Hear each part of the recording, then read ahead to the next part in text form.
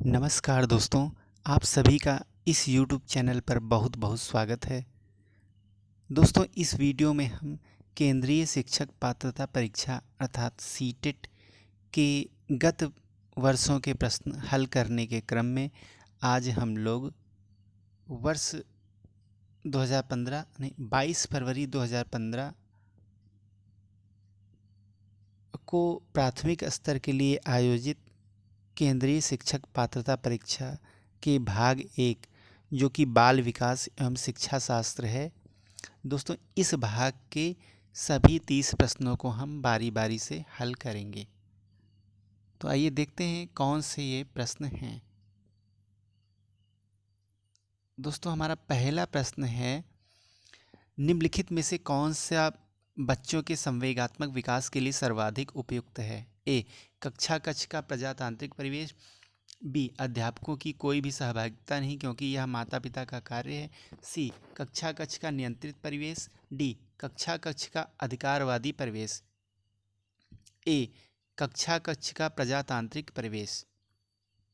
2, निम्नलिखित में से कौन सा एक उपयुक्त रचनात्मक आकलन कार्य नहीं है? ए, खुले अंत वाले प्रश्न। बी, परियोजना। सी, अवलोकन। डी, विद्यार्थियों का योग्यता क्रम निर्धारित करना। सही आंसर है डी, विद्यार्थियों का योग्यता क्रम निर्धारित करना। तीसरा प्रश्न है, एक प्रभावशाली अध्यापिका होने के लिए यह महत्वपूर्ण है। ए, पुस्तकों के उत्तरों को लिखवाने पर बल देना। बी, समूह गतिविधि के बजाय वैयक्तिक अधिगम पर ध्यान देना। सी, विद्यार्थियों के द्वारा प्रश्न पूछने के कारण उत्पन्न व्यवधान की अनदेखी करना। डी, प्रत्येक बच्चे के संपर्क में रहना। सही आंसर है डी, प्रत्येक बच्चे के संपर्क में रहना। नेक्स्ट क्वेश्चन है, बच्चों के अधिगम को सुगम बनाने के लिए अध्यापकों को एक अच्छे कक्षीय परिवेश का सृजन करने की आवश्यकता होती है। इस प्रकार के अधिगम परिवेश का सृजन करने के लिए नीचे दिए गए कथनों में से कौन सा सही नहीं है? ए, बच्चे के प्रयासों को स्वीकृति। बी, बच्चों के अनुसार कार्य करना। सी, बच्चे को स्वीकार करना। डी, अध्यापक का सकारात्मक रुख। सही प्रश्न आंसर है बी, अध्यापकों के अनुसार कार्य करना। नेक्स्ट क्वेश्चन है, लड़कों एवं लड़कियों के विषय में कुछ कथन नीचे दिए गए हैं, आपके अनुसार इनमें से कौन सा सही है? ए, लड़कों को घर के बाहर के कामों में सहायता करनी चाहिए। बी, लड़कों को घर के कामों में सहायता करनी चाहिए। सी, सभी लड़कों को विज्ञान तथा लड़कियों को गृह विज्ञान पढ़ाया जाना चाहिए। डी, लड़कियों को घर के कामों में सहायता करनी चाहिए। बी आंसर हमारा सही है, लड़कों को घर के कामों में सहायता करनी चाहिए। नेक्स्ट क्वेश्चन है, एक बच्चे की कॉपी में लिखने के में विपरीत छवियां, दर्पण छवि आदि जैसी गलतियां मिलती हैं। इस प्रकार का बच्चा लक्षण प्रदर्शित कर रहा है। ए, अधिगम में असुविधा के। बी, अधिगम में आसक्तता के। सी, अधिगम में कठिनाई के। डी, अधिगम में समस्या के। सही आंसर है बी, अधिगम में आसक्तता के। नेक्स्ट क्वेश्चन है, शिक्षार्थियों के ज्ञान अर्जन में सहायता करने के क्रम में अध्यापकों को किस पर ध्यान केंद्रित करना चाहिए? ए, सुनिश्चित करना चाहिए कि विद्यार्थी सब कुछ याद करते हैं। बी, शिक्षार्थी के द्वारा प्राप्त किए गए अंकों ग्रेडों पर। सी, शिक्षार्थी को सक्रिय सहभागिता के लिए शामिल करना। डी, शिक्षार्थी के द्वारा अधिगम की अवधारणाओं में कुशलता प्राप्त करना। सही आंसर है सी, शिक्षार्थी को सक्रिय सहभागिता के लिए शामिल करना। आठवां प्रश्न है, अध्यापक के दृष्टिकोण से प्रतिभाशीलता किसका संयोजन है? ए, उच्च योग्यता, उच्च सृजनात्मकता, उच्च वचनबद्धता। बी, उच्च प्रेरणा, उच्च वचनबद्धता, उच्च क्षमता। सी, उच्च योग्यता, उच्च क्षमता, उच्च वचनबद्धता। डी, उच्च क्षमता, उच्च सृजनात्मकता, उच्च स्मरण शक्ति। तो सही आंसर है डी। नेक्स्ट क्वेश्चन है, एनसीएफ 2005 के अनुसार गलतियां इस कारण से महत्वपूर्ण होती हैं। ए, यह विद्यार्थियों को उत्तीर्ण एवं अनुत्तीर्ण समूहों में वर्गीकृत करने के लिए एक महत्वपूर्ण उपकरण है। बी, यह अध्यापकों को बच्चों को डांटने के लिए एक तरीका उपलब्ध कराती है। सी, ये बच्चों के विचार को अंतर्दृष्टि उपलब्ध कराती है तथा समाधानों को पहचानने में सहायता करती हैं। डी, ये कक्षा में से कुछ बच्चों को हटाने के लिए आधार उपलब्ध कराती हैं। तो हमारा सही आंसर है सी, ये बच्चे के विचार को अंतर्दृष्टि उपलब्ध कराती हैं तथा समाधानों को पहचानने में सहायता करती हैं। अगला क्वेश्चन हमारा है, आउट ऑफ द बॉक्स चिंतन किससे संबंधित है? ए, अनुकूल चिंतन, बी, स्मृति आधारित चिंतन, सी, अपसारी चिंतन, डी, अभिसारी चिंतन। तो सही आंसर है सी, अपसारी चिंतन। 11वां क्वेश्चन है, शिक्षण में अध्यापकों के द्वारा विद्यार्थियों का आकलन इस अंतर्दृष्टि को विकसित करने के लिए किया जा सकता है।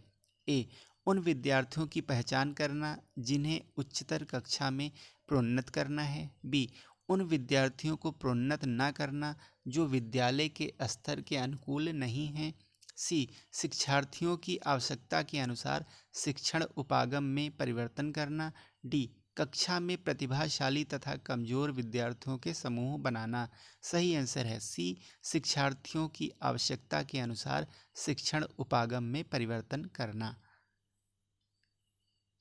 12वां क्वेश्चन है, अधिगम अनुभवों को इस प्रकार से आयोजित किया जाना चाहिए जिससे अधिगम को सार्थक बनाया जा सके। नीचे दिए गए अधिगम अनुभवों में से कौन सा बच्चों के लिए सार्थक अधिगम को सुगम नहीं बनाता है? ए, विषय वस्तु को केवल याद करने के आधार पर पुनरावृत्ति।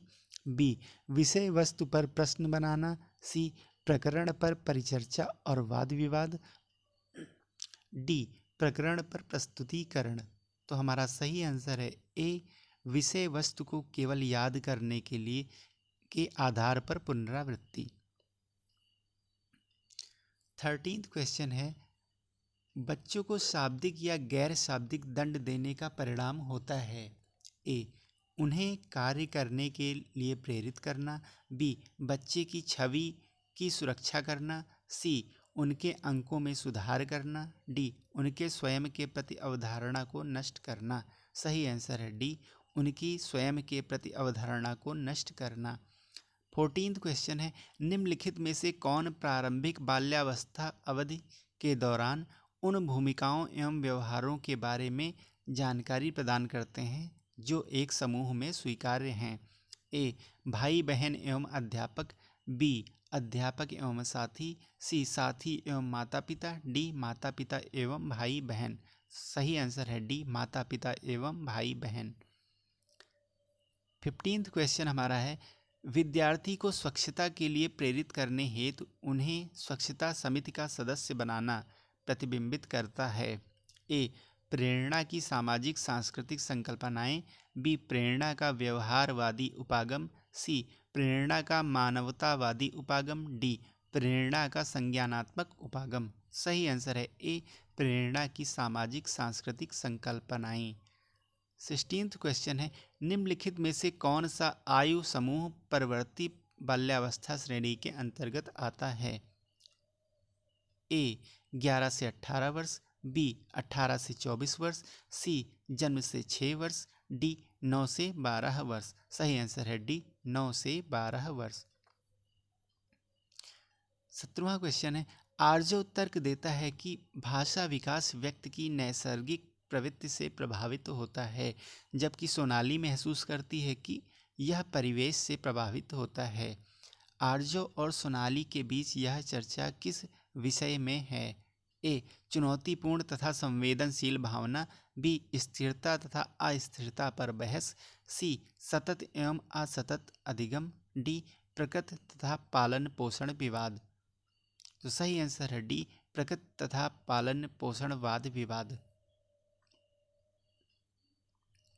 18वां क्वेश्चन है, अध्यापिका ने ध्यान दिया कि पुष्पा अपने आप किसी एक समस्या का समाधान नहीं कर सकती, फिर भी वह एक वयस्क या साथी के मार्गदर्शन की उपस्थिति में ऐसा करती है।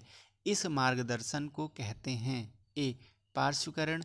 बी, पूर्व क्रियात्मक चिंतन। सी, समीपस्थ विकास क्षेत्र। डी, सहारा देना। सही आंसर है डी, सहारा देना। 19वां क्वेश्चन है, अध्यापिका ने एक कमेटी के प्रधान को सभापति के स्थान पर सभाध्यक्ष लिखा। यह संकेत करता है कि अध्यापिका एक अधिक उपयुक्त परिभाषिक शब्द का पालन करती है, भाषा पर अच्छा अधिकार रखती है, सी एक लिंग मुक्त भाषा का प्रयोग कर रही है, डी लिंग पूर्वाग्रह से ग्रस्त है। सही आंसर है सी एक लिंग मुक्त भाषा का प्रयोग कर रही है। 20वां क्वेश्चन है सतत एवं व्यापक मूल्यांकन के लिए आवश्यक है। ए शिक्षण के साथ परीक्षण का तालमेल बैठाने के लिए, बी शिक्षा बोर्ड की जवाबदेही कम करने के लिए, सी जल्दी जल्दी की जाने वाली गलतियों को सुधारना, डी यह समझने के लिए कि अधिगम का किस प्रकार अवलोकन किया जाता है, दर्ज किया जाता है व सुधार किया जाता है। तो इसका सही आंसर है दोस्तों डी।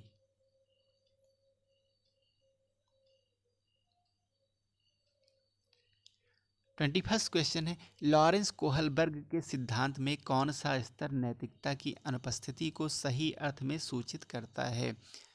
ए स्तर 3, बी स्तर 4, सी स्तर 1, डी स्तर 2। सही आंसर है सी स्तर 1।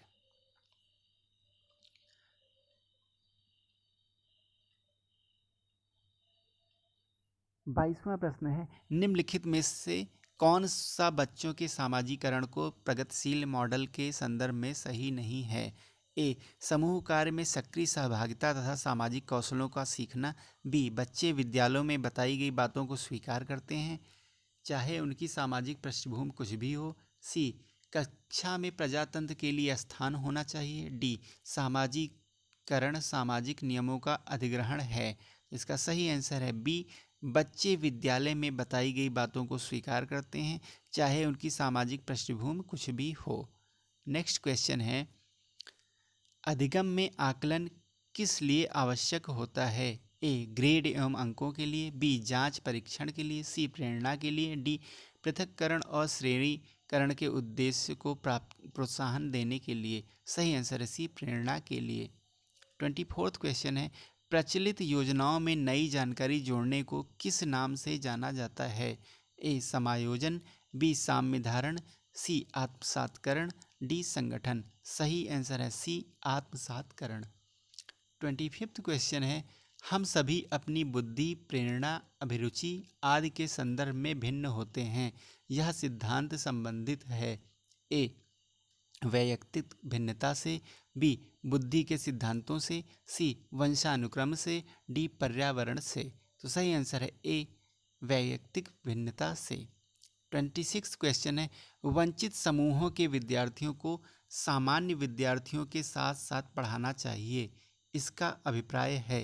ए समावेशी शिक्षा, बी विशेष शिक्षा, सी एकीकृत शिक्षा, डी अपवर्जक शिक्षा। तो सही आंसर है ए समावेशी शिक्षा।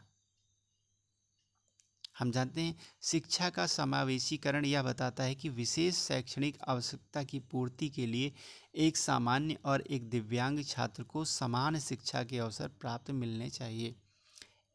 इसमें एक सामान्य छात्र एवं एक दिव्यांग छात्र के साथ विद्यालय में अधिकतर समय बिताता है। 27वां क्वेश्चन है कोई भी नाराज हो सकता है यह आसान है परंतु एक सही व्यक्ति के ऊपर सही मात्रा में सही समय पर सही उद्देश्य के लिए तथा सही तरीके से नाराज होना आसान नहीं है। यह संबंधित है ए संवेगात्मक विकास से, बी सामाजिक विकास से, सी संज्ञानात्मक विकास से, डी शारीरिक विकास से। तो सही आंसर है ए संवेगात्मक विकास से। 28वां क्वेश्चन है विकृत लिखावट से संबंधित लिखने की योग्यता में कमी किसका एक लक्षण है। ए डिस्ग्राफिया, बी डिस्प्रैक्सिया, सी डिसकैल्कुलिया, डी डिसलेक्सिया। सही आंसर है ए डिस्ग्राफिया। 29वां क्वेश्चन है पियाजे के अनुसार निम्नलिखित में से कौन सा व्यक्ति के संज्ञानात्मक विकास को प्रभावित नहीं करेगा। ए भाषा, बी सामाजिक अनुभव, सी परिपक्वन, डी क्रियाकलाप।